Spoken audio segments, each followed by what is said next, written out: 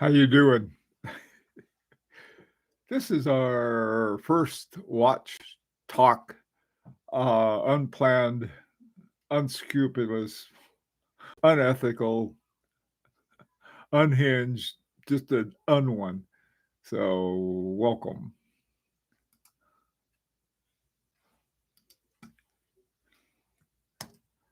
It's time to there are a lot of things I think we can learn from each other. So let's start learning. Okie doke.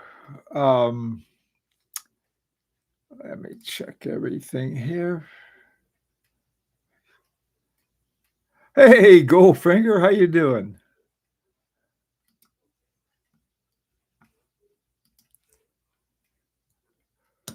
What do you feel like talking about today?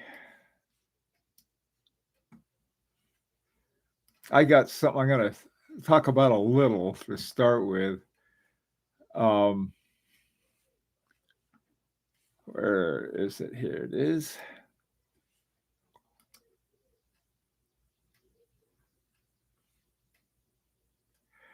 Hey, Brian, how you doing?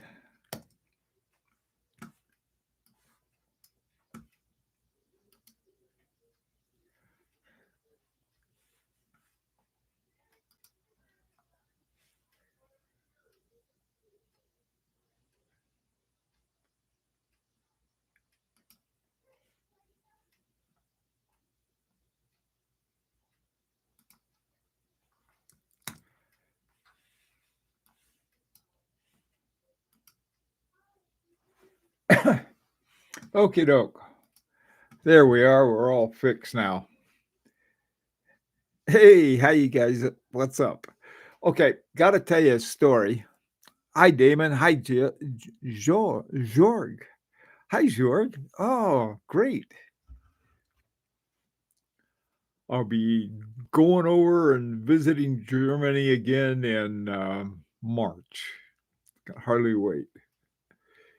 Last time I was in Germany was really neat. I was in Nuremberg, and my wife and I took the train to Dresden to meet with Rolf Lang. Had a great time. The guy's really an amazing watchmaker. Um, on another occasion at a watch time show, I met Marco Lang. Great guys. And I tell you another great German watchmaking company that gets very little credit is Moritz Grossmann. And I've met Christine Hutter on a number of occasions, always trying to work out a deal. I hope. Okie doke. Let me tell you what happened this morning. Hi, Fernando. Professor Rodriguez, I should say, Dr. Rodriguez. You're going to be formal. Anyway, this morning, somebody posted on High Horology Lounge, and it was something about somebody who's going to finally talk about independent watchmakers. And so it looked interesting. And it was this guy has like 1 million followers, and he's very popular watch guy that I'd never heard of, which doesn't mean anything, nothing good or bad. And then they were talking about it. They were saying, well, all of these guys had worked for another watch company. And that's true, pretty much true. But I think the important thing to understand is how and what they work for. Probably the most important single thing that I could point out if someone says, well, if you want to find out a good watchmaker, what to look for.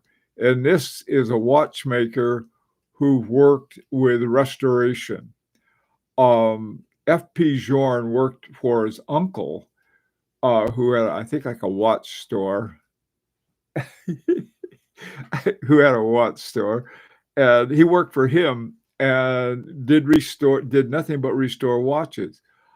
Michel Parmigiani was working for the Sandoz Family Foundation, restoring watches from their personal collection.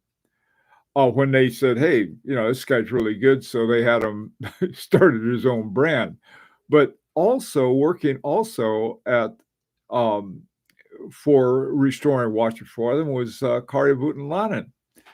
And, so it's sort of interesting, so when you're talking about working for watches, there are different ways to do it. Jean-Marc Wiederreck and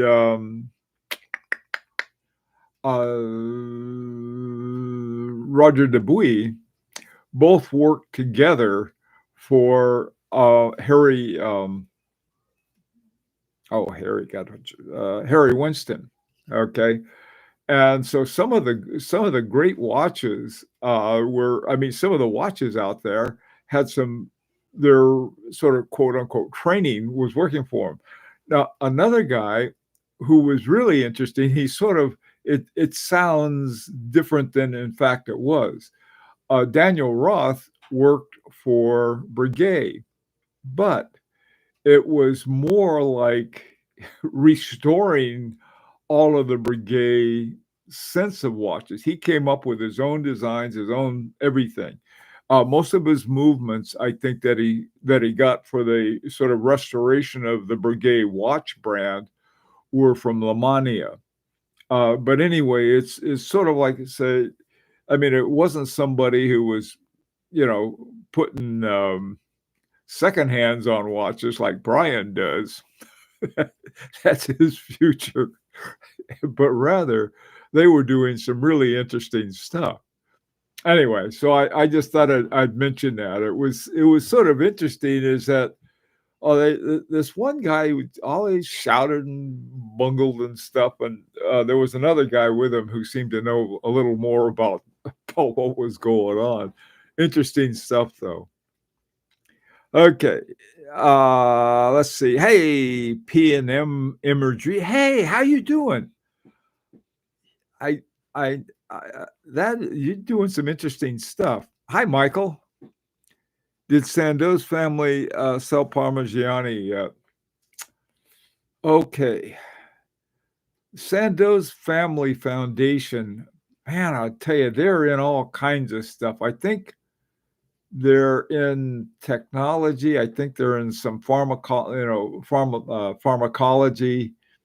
They got their fingers in a lot of different pies. And of course, if you want to lose money quick, if you want to make a little money, start with a lot in the watch business.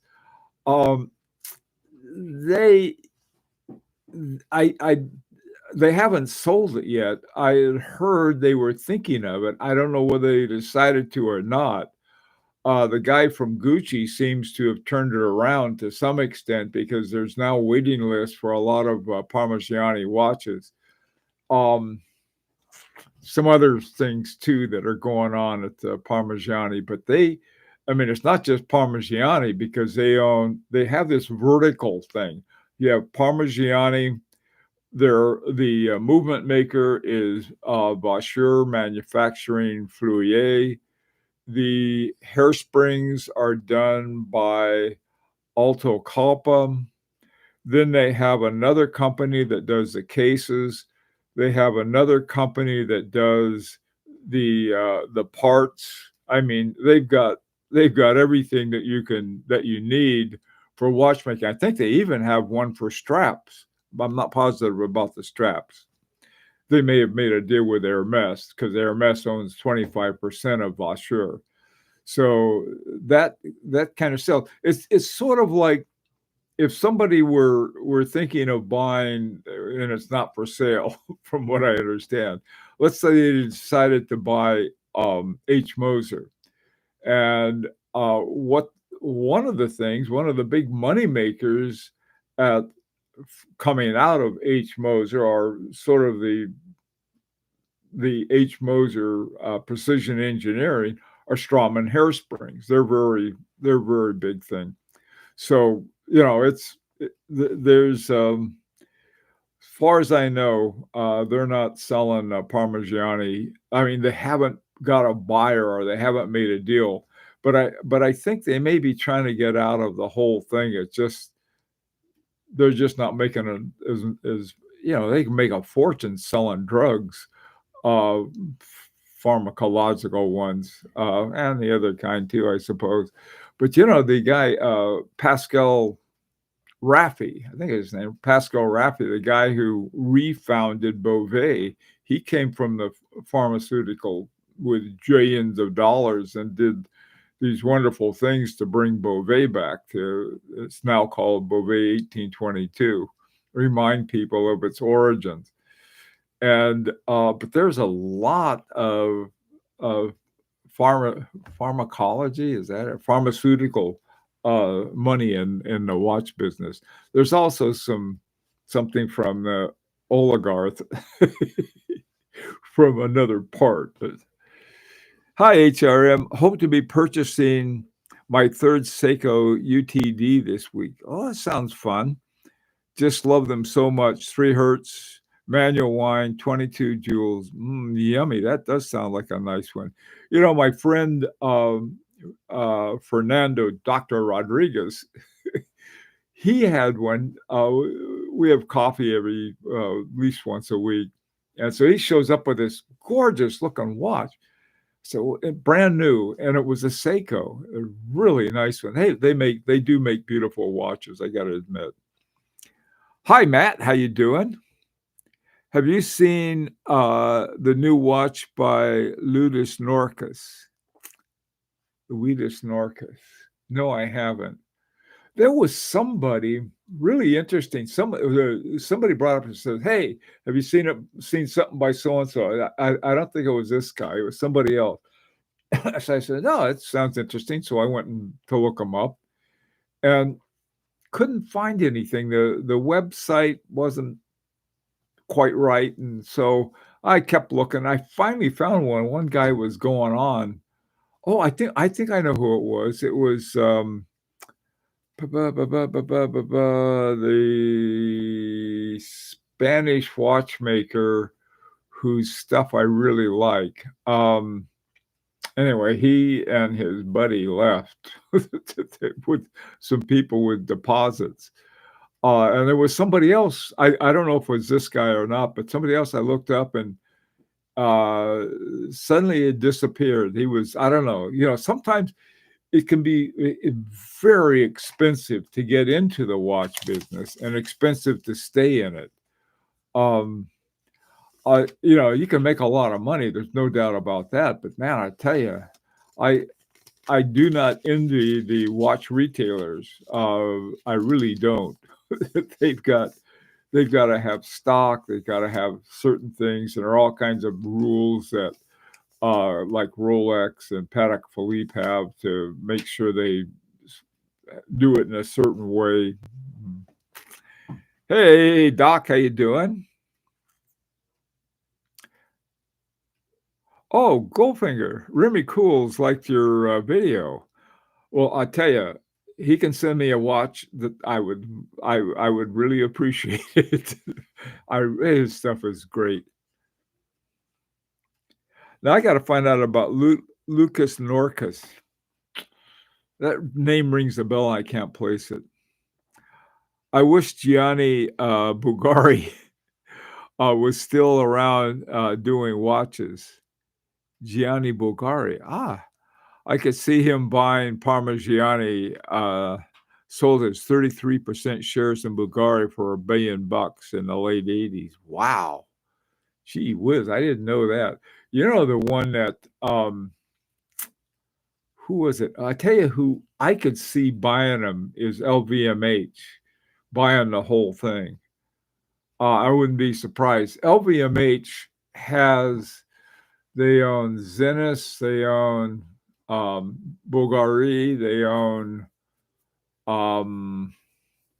I forgot the other ones they own. But anyway, they have something called Le Temps, Le Fabrique des Temps. I think that's it in my terrible French.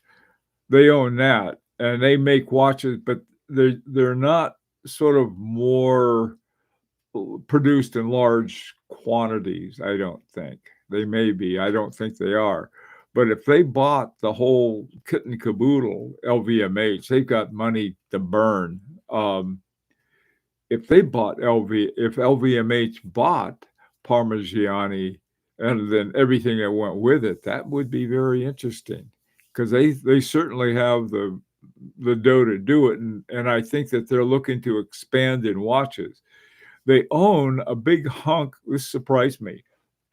Hermes owns 25% of Vaucher, but LVMH owns a big hunk of Hermes, which is like, you ever seen a picture of the big fish eating a little fish, eating a little fish, eating a little fish? That's what the watch business looks like at some groups like Larique. We aren't even the bait. That would be a step up, I think. Hi, James Blonde. PMM. I was a research assistant in the Sydney University Department of Pharmacology. Wow, for 17 years. Hmm. That must have been interesting. That's basically almost like a chemistry department, isn't it, P&M? HRM. Recently seen a watch that the full instructions for service engraved on the underside of the bridges. Very cool idea. You have to take the watch apart to get it serviced, to see it's on the underside of the bridges. That is a cool idea, but like, oh, how do you get to it? What is a Seiko with a chuck in the bin? Or chuck it in the bin with chuck it in the bin. I wonder what that is. Anyway, so what are your plans for 2025? Anything you guys got going? You say, I've got 3 watches that I'm getting that I know of, and probably 2 that I'm gonna be selling, 3 possibly. I'm gonna get 3 and sell 3, so that's my plan right now. 2 of them are already committed, and the 3rd one isn't. Hi, Ed. Greetings from Alaska. Hey, how are things in Alaska? Uh,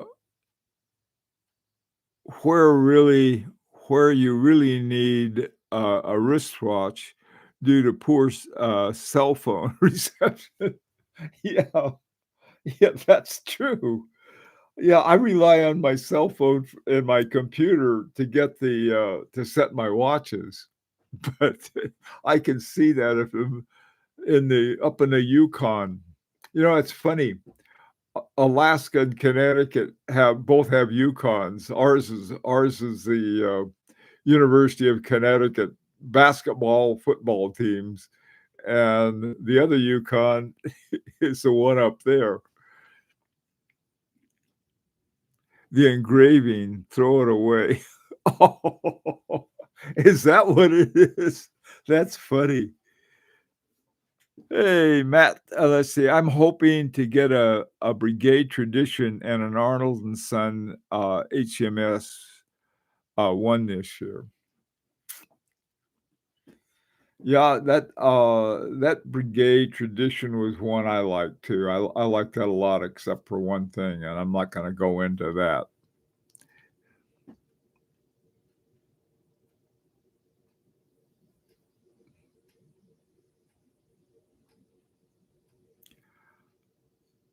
Would you talk about Russian watches?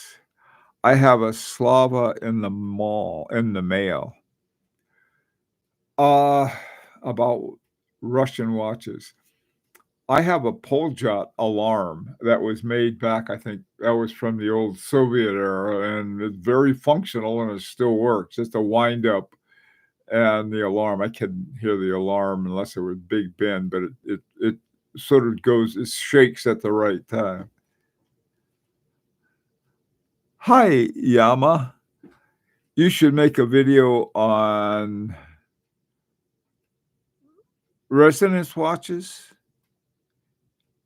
Really cool stuff. Or do you mean resonance? Like,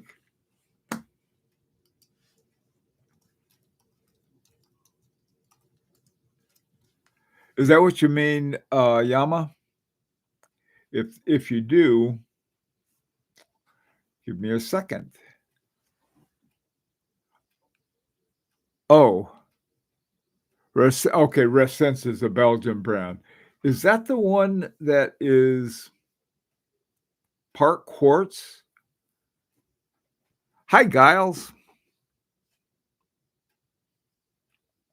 Maybe a Benzinger, this year. Would like to visit the shop in Pforzheim? I am not gonna try to mispronounce that.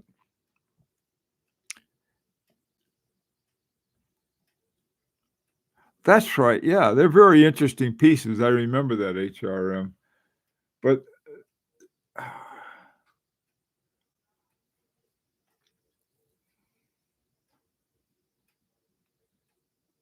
Resonance, yeah, watch brand. I I know of those watches, and I thought they were quartz or something, aren't they? They're not. They were something. I looked at them, and while they looked interesting, and they do some interesting tricks with the dial, I just didn't see the traditional horology. Now, maybe I'm a little too fussy about that. I don't know. Hi, Damon. I broke my New Year's resolution in 3 days. A Girard-Perregaux. I broke mine way back. Trouble is that, um, I'm still watch broke, so I've gotta wait until I have enough money to finish up.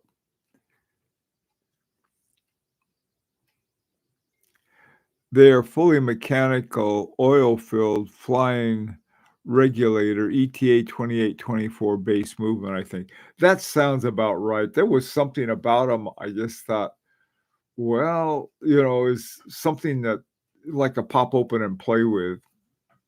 Um, yeah, maybe that's a good idea.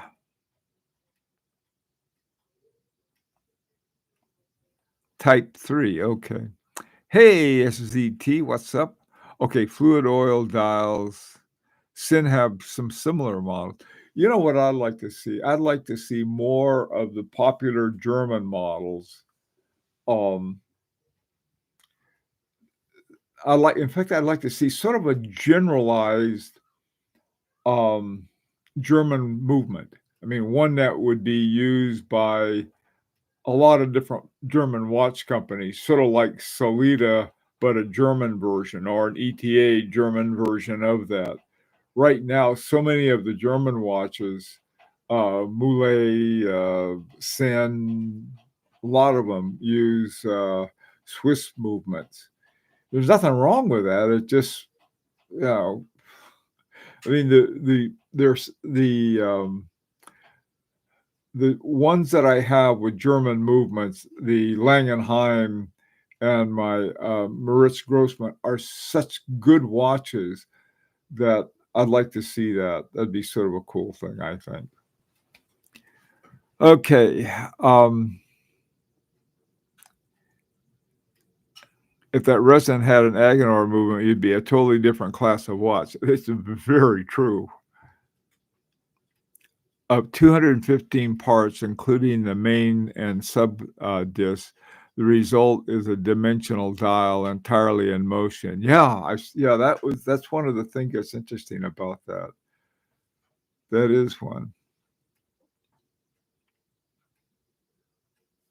Yeah, okay, I'll take a look at that. That does sound interesting. I think you like it, right, Yama? The folks at Glashütte should work together to get their own mass-produced movement company going. This is what pretty much what Richemont did with Val Fleurier. They could set up their own Val Fleurier.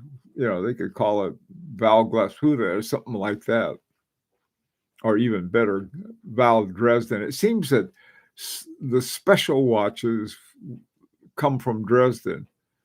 If you look at the ones in Glashütte, all Lange and Moritz Grossman are the ones that have the really doing interesting stuff with movements. Is Hanhart also one? I think Hanhart sort of was dipped into making their own movements. I'm not sure. Could maybe convince Nomos to Nomos, of course. They are yeah, Nomos is one that is they don't let anybody else have their movement, so they started off very much with ETA, like the other ones. They had the 7001, and now they sort of fix that up, and now they call it Alpha, and it's their own, though, but it was based on, I don't know, you could say base is the right word, but sort of emerged from the great granddaughter of 7001. Could maybe convince Nomos to mass produce. Yeah, I mean, they're making, what is it, the D something other movements that look to be pretty good to me.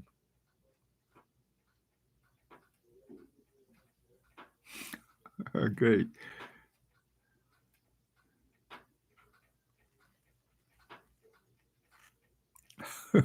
Hey, James. Wimpy got access to Nomos, their in-house movement. I didn't know that.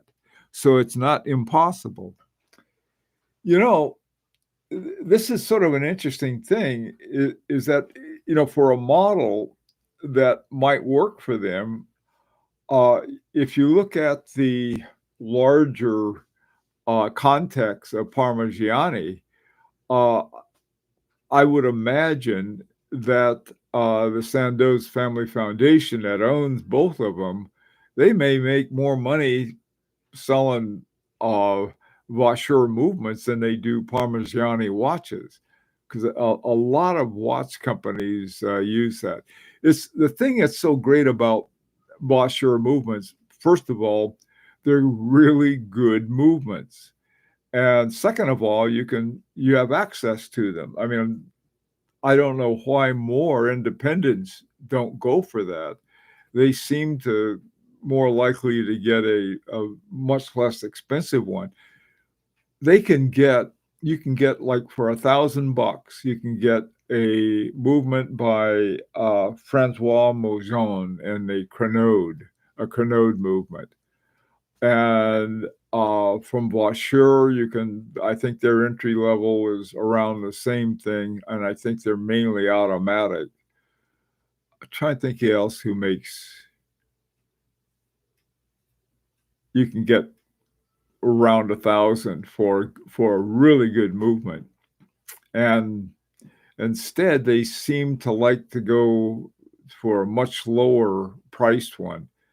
But I think that they could probably do pretty well with, I mean, in terms of making a profit and having a good watch by going with Vaucher. Agenor movements are fantastic, but they're very expensive, aren't you?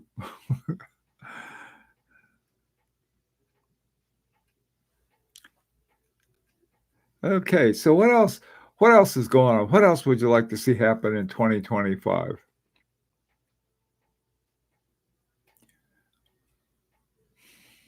Ah, I know something I've been sort of talking about for years.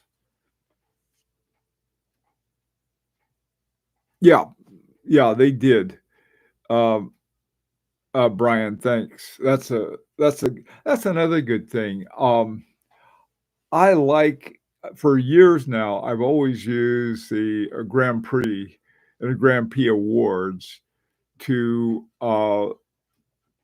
find out stuff about watches because the write-up that they have, even though some of the most purple prose I've ever read is in describing how great their watch is, you'd think that they were like born with a regulator in their head or something, and how they loved it and their passion and so forth. I mean, it was there's difference between saying that and really having it. I mean, I think most of the people who have most of the passion for watches are the collectors, because we don't have a brain in our head. If we did, we wouldn't be spending as much money as we do. But I think in order to be a successful watch producer, you've gotta be careful about the passion, like, "Oh, this is really great, and this is really cool, and I'm gonna make these, and even though it I'm not gonna make much money, what a watch." They're that kind of passion will get you right out of business, and so it's sort of this very odd dance between, uh having a watch that you can actually make some money from and having a watch that is pure passion. So, I mean, it's somebody ever now this watch, we have passion, we had economic frugality, we did this. And I don't I mean, the real thing about it, and we didn't have to shoot anybody. That would be a great ad for a watch or description of it.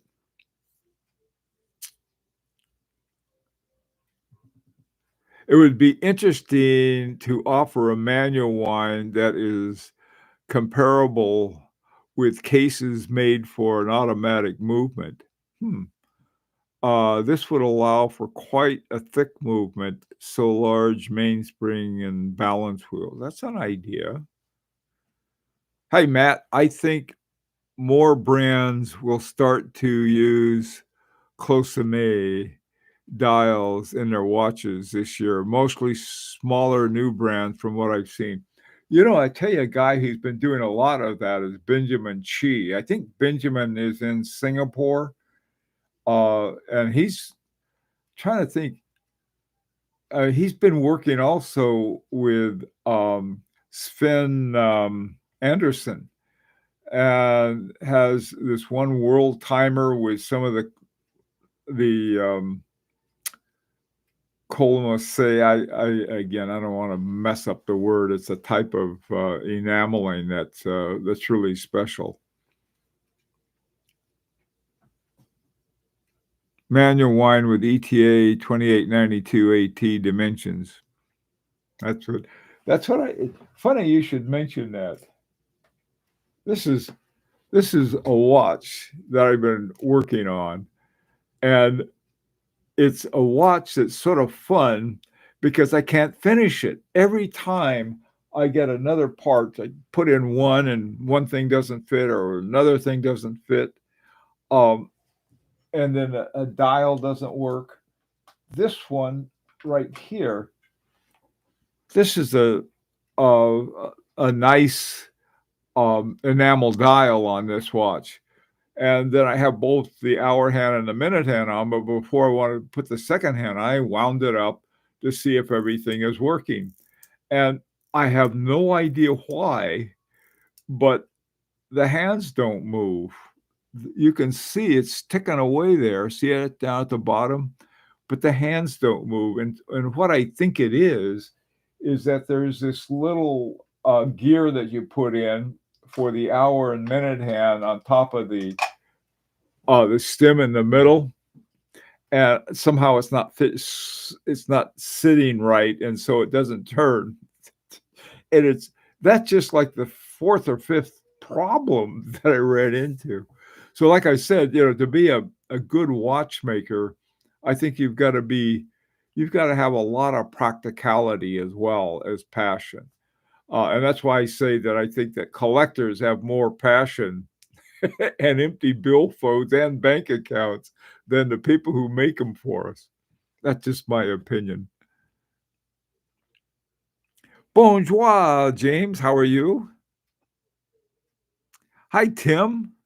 Want your opinion on Doobie and boy, I've seen their watches. I can't from what I've seen, I really like, but I I don't know that much about them, Tim. I really don't. It's sort of like, I've been doing this, God, I I I I ended up with something like 800 videos, and somebody said, "Why don't you do something on that?" And I'll go back, and I'd already done it. And I did something on Doobie at one time. I have to go back and look at my own video, but I wish I could give you a straight answer, but the straight answer is I don't remember.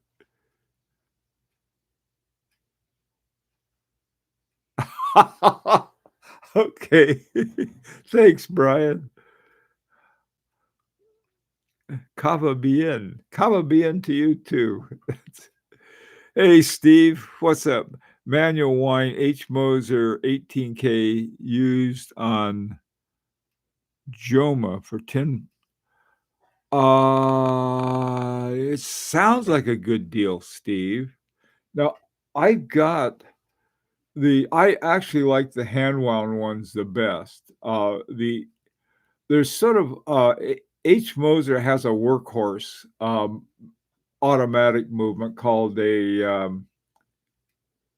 HMC 200, I think, and that's a nice little straight up movement on there.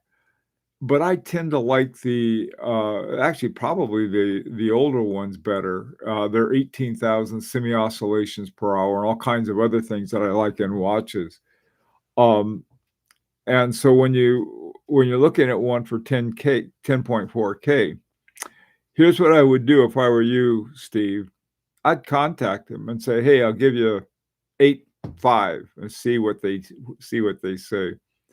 It's really funny. Sometimes, somebody doesn't, they're just selling things and they're thinking, well, if I charge too little, I can't, I can't get more money later on for other watches. And other ones need the money now. And so or if they haven't sold one for a while, that's another thing. Keep an eye out for how long a watch has been on the market. If it's the longer it's been there, the more likely, the more willing a person is to negotiate. So those are things I think that are important to do. So anyway, Steve, that H. Moser sounds like a honey to me. Okay, if you want to know. Yeah, 18 karat gold, yummy. I mean, for 10K, I know this is the other thing. I keep reminding myself, Fernando and I talk about this all the time, is that there are two worlds. There's one world where money has real value, then there's a watch money. My God, I'll tell you, my wife and I would wring our hands for months to spend like $3,000 or $4,000 on something. On a watch, hey, that's a deal. Off we go. It's really insane. Hey, Mark J, how you doing, man? How are things out there in California? There's an Eterna Madison 8 days on C24. Ooh, that might be a good one. That might be a very good one. Hey, I tell you one that they were around for a while. They disappeared. And I almost wish I'd bought one when I first started shooting off my big mouth about them. And that is the Schwartz ETN, I think is what they're called. Those are very, very good watches. I've noticed though that their availability and price availability has been down, price has gone up. That's sort of the bane of the watch collector. Hi, SZT. What's up? To all of you, do you know how the 60-hour version of the Miyota Series 8 is it reliable? A bit cheaper than Moser. Yeah, quite a bit. I don't know. Though, I tell you, it's a great question to ask because sometimes you'll have a real inexpensive movement that really works well. I have nothing but good things to say about that. I think it's ETA 20 something 92. I forgot the number of it. Dash A2. That's a nice movement. Even though it's an ETA, but it still seems to be pretty good. Schwartz ET. Yeah, Yama, um, the Schwartz ET and Boot and Lannon kicks the price way out of range. And I appreciate the work, I think the dial probably that Boot and Lannon designed, but man, I'll tell you, if you're gonna pay that much, it it's a lot. Horg. Okay, got a question for Steve McEnany.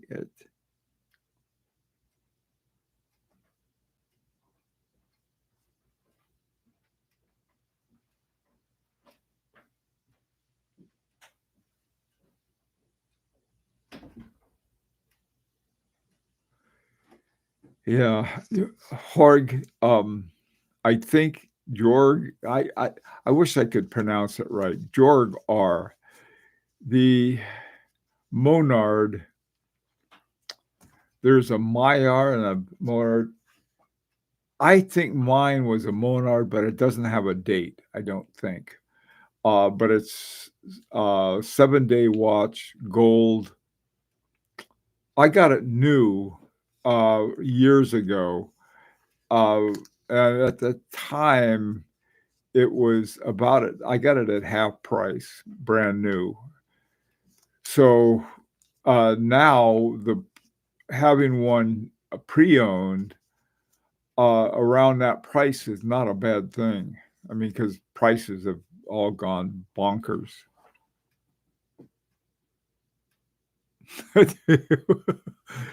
Oh yeah, we'll go to jail. I'll see you in jail. Hi, Equus Lucas. Lucis. Happy 2025 to you too. Do you usually have yearly watch goals? Yeah, my yearly watch goals never work out. I mean, there's an old saying that applies to everything I do. Tell God, if you want to make God laugh, tell him your plans. That's sort of it. There are two Lyrique watches I'm trying to get, one to get back and the other one to finish. And then I have 3 others that I want to get. Then I have 3 I want to sell. So I'll probably, if everything works out, that's how it'll be. But like I said, I am knock on wood and you name it. So sometimes too, you know what happens? The most unexpected ways, a watch will come up out of nowhere. And it's one I've wanted for a long time and have a price that I can afford. And man, all plans go right out the window when that happens. I got the Parmigiani Ovale with the panographic hands.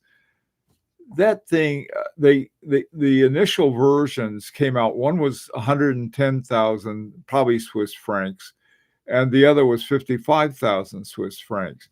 Neither one of them seemed to budge a bit in that price. And I saw one that was at it looked like a pretty good buy, but I still couldn't afford it. And so I had sort of sent an email to the company that was selling. I said, "Hey, Jack, if you got, if you got one at this price, let me know, and I'm a good customer." A guy gets back to me about a couple of days later and says, "Hey, I talked to the guy, and yeah, we'll do that." So that was, like totally unexpected. Those are the best kind. I was told by Federico, don't you go down to 47th Street in New York. They'll eat you alive. I got my 2 best deals ever at 47th Street. One was an FP Journe Chronomet Souvain. The other was an FP Journe Resonance, which I recently had to sell because of some other things that happened. Somebody wrecked my car is what it was. Watch out for distracted drivers, man. I'll tell you, they've got, forget this whole thing that people who think they're good at multitasking. Not in a car, they're not. Okay, enough of that.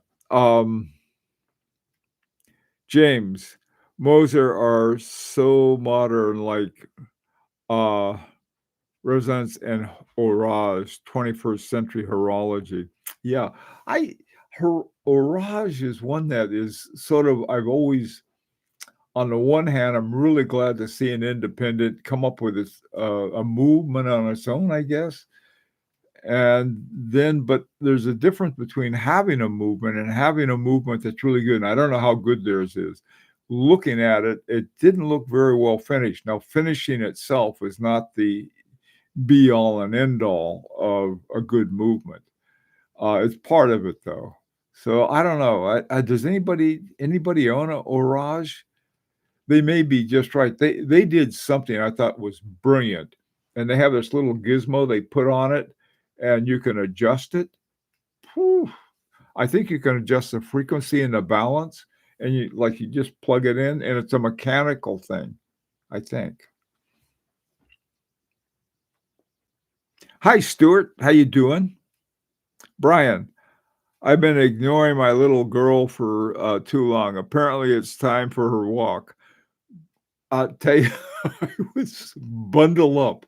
Man, I tell you, it was cold, really cold here. I don't know how it is in your neck of the woods, but we're roughly in the same neck. So bundle up and give your. That's another thing. I've been thinking about getting a dog. Man, I tell you, I'm a big dog lover. Mm. I'm not a. I have nothing against cats, and for some reason, yeah, 13. Yeah, that's what I mean. I've got nothing against cats. They're dog people and cats people, and I'm a dog person. But like I said, I got nothing against cats. And for some reason, and I don't know why, cats like me. Whenever I go over to somebody's house with a cat comes up to me and like, "Hello, Bill."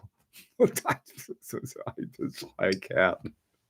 Just not a cat guy, but I like all animals. That's probably it. We got bears, and I like our bears too. HRM, seriously considering a Piaget upstream. Piaget's first sports watch. Piaget is one of those brands that I like. I mean, Piaget, um, they've sort of, by collectors, seem to have been looked over. I know that Federico used to work for the Piaget boutique in New York. And if you have any questions, I don't know if he'd take the time for you or not. He's pretty busy, but he'd be the guy to ask if you're interested in a Piaget, I think. In case functions as the class. In case functions as the clasp. Not sure what that means. Okay, let's see what are some other good ones that.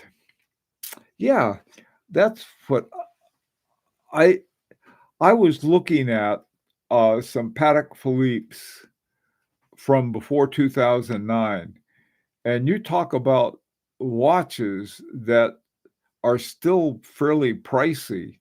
I mean, they were all right around 15,000 and up, and these are for gondolas. And gondolas is that whole line that was dropped by Patek Philippe.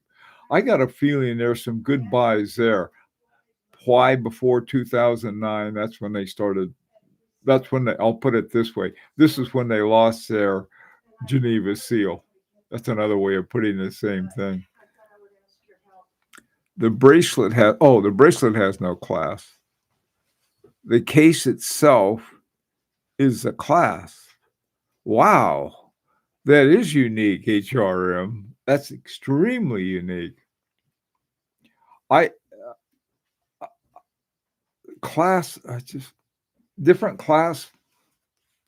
I don't even know my watches with clasp. Uh, Pin buckle. Both the watch came with a pin buckle. I got a Jean Rousseau band for it, and use a pin buckle. Thing about a good clasp, a good what do they call it, folding clasp, is that it doesn't beat up your the leather on your band as much.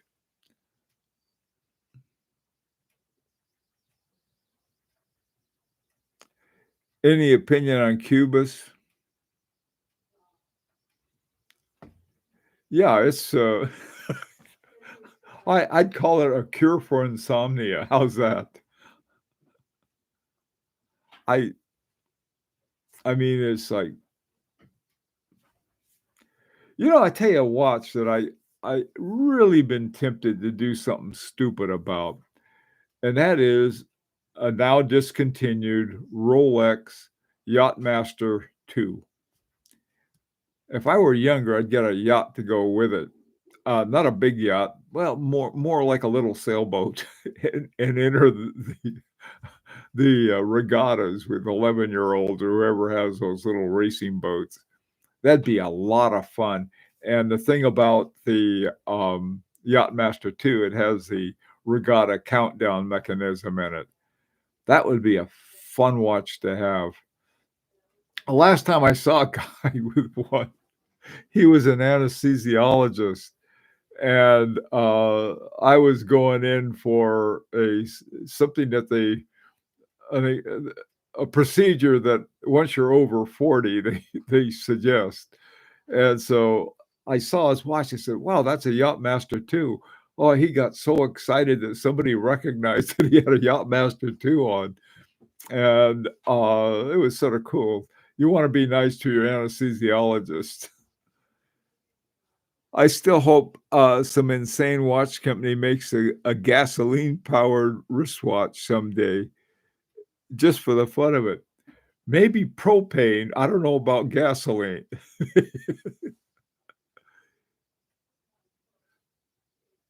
Pubitus, I don't know who they are. They sound like fun, though. Well, look, guys, I've been yakking for a bit long now, but I wanted to have a unplanned one. It felt like talking watches today. Thank you all for coming by. I will take a look at all of those watches you suggested, and, till next time, take care.